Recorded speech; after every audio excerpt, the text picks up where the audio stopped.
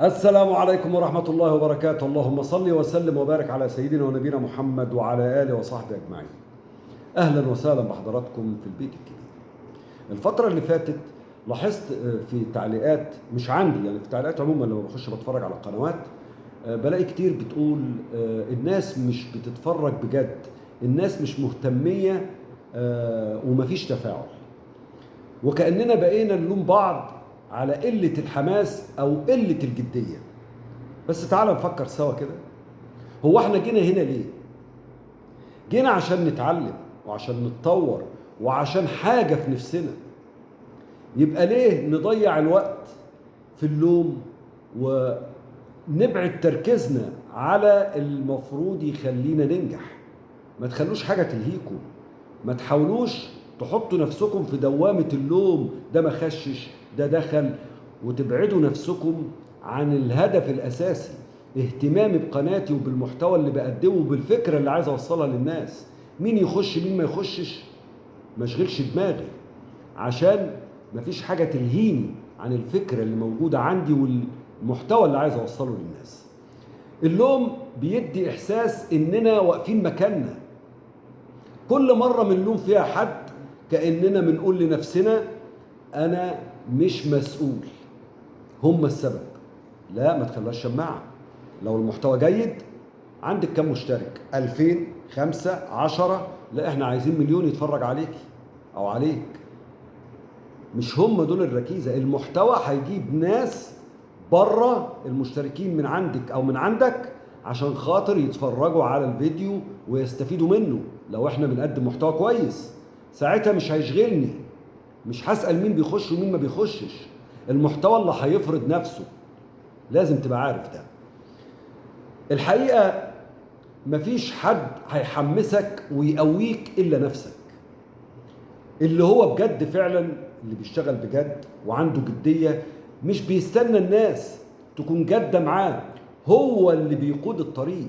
الدركسيون في ايدك، في ايدك انت، مش في ايد حد تاني. وده معناه ان اقدم محتوى كويس، اخلي المشاهد وهو بيبحث يخش يتفرج، هيستفيد مني، هيفضل قاعد على الفيديو وهيكمله لاخره. احنا قلنا الكلام ده. واليوتيوب لما يلاقي في تفاعل هيعرض الفيديو على روابط البحث والمشاهدات تعلى. يعني لو انا فعلا مؤمن بالمحتوى وبالفكرة اللي بقدمها هكمل حتى لو حد ما سقفش ليا. خدها قاعدة بسيطة، كل مجتمع، كل قناة، في كل جروب في ناس بتتفاعل وناس بتتفرج بسكات، وده طبيعي. وفي ناس مش بتهتم. مش كل الناس في نفس المرحلة ومش كل الناس بنفس الطاقة. في واحد بيبدأ النهاردة ولسه مش فاهم الاتجاه، مش فاهم اتجاه قناتك ايه.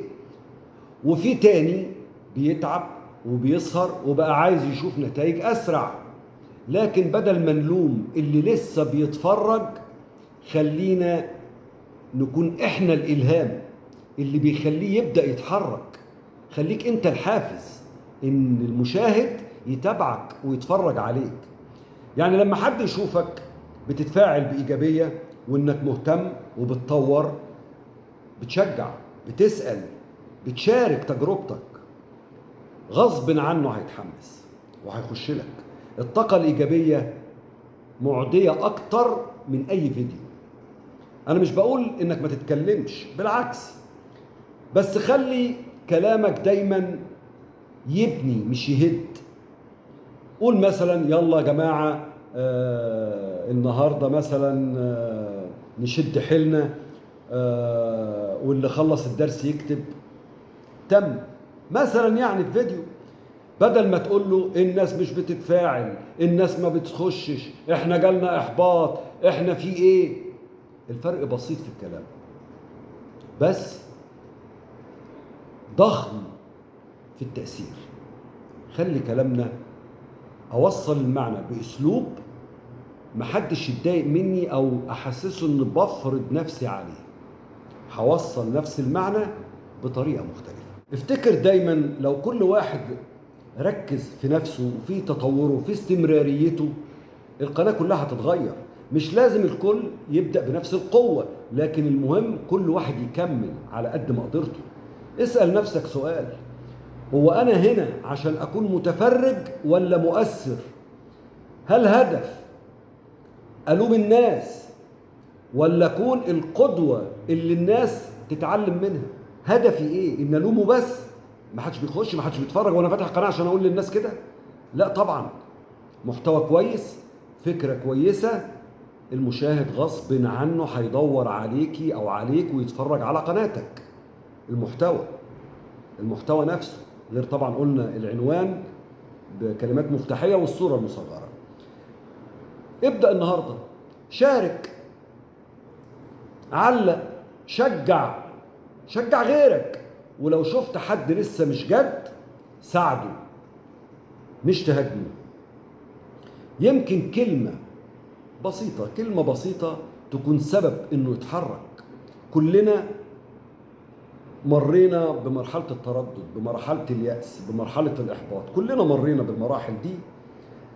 لكن الفرق بين اللي كمل واللي وقف التشجيع والإصرار.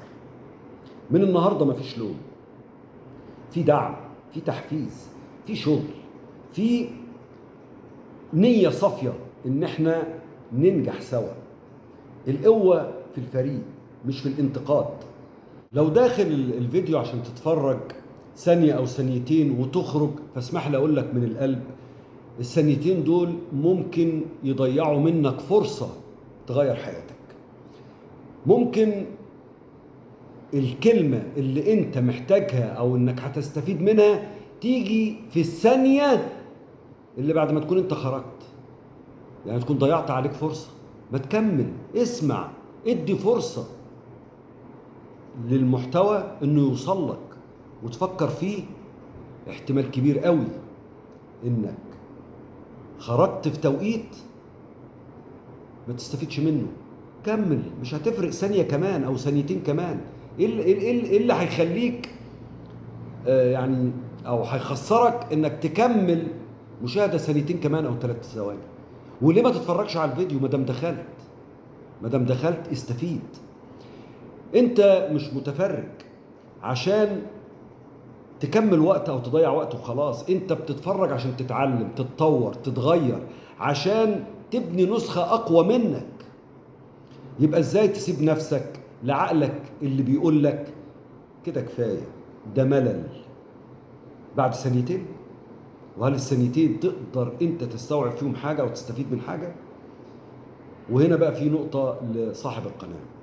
عرفتوا ان في ناس بتشتكي من الناس بتخش ثانية او ثانيتين، وعشان كده قلنا اهم ثانية او ثانيتين بداية الفيديو ان اقدر ازاي اجذب المشاهد. عنوان بكلمات مفتاحية، صورة مصغرة، اول ثانيتين اللي هيخلي المشاهد يقعد على الفيديو ويكمل. الفرق بين اللي ناجح واللي واقف مكانه مش في الذكاء، لا، في الصبر، في التركيز، في انك تدي المحتوى الفرصة انه يوصل لك. خلي المحتوى يوصل لك، اديله الفرصة. جرب المرة الجاية تكمل الفيديو للنهاية، جرب وشوف بنفسك قد ايه ثانية زيادة ممكن تفتح لك باب فرصة في حياتك، او فكرة تغير تفكيرك كله. خليك من الناس اللي بتكمل، مش اللي بتعدي كده وخلاص. اللي بيكمل هو اللي بيكسب في النهاية. لو وصلت للنهاية دي او للثانية دي وانت بتتفرج عليا، يبقى انت كده فعلا جاد. اكتب لي في التعليقات انت السبب في الحماس. انشر الفيديو عشان الفكرة والرسالة توصل لناس كتيرة قوي، الناس اللي محتاجة دفعة إيجابية. خليك دايما فاكر، الناس بتتغير لما بتشوف حد او بتشوف قدامها نموذج حقيقي بيحاول. خليك انت النموذج ده. اشوفكم في فيديو تاني بمشيئة الرحمن. سلام.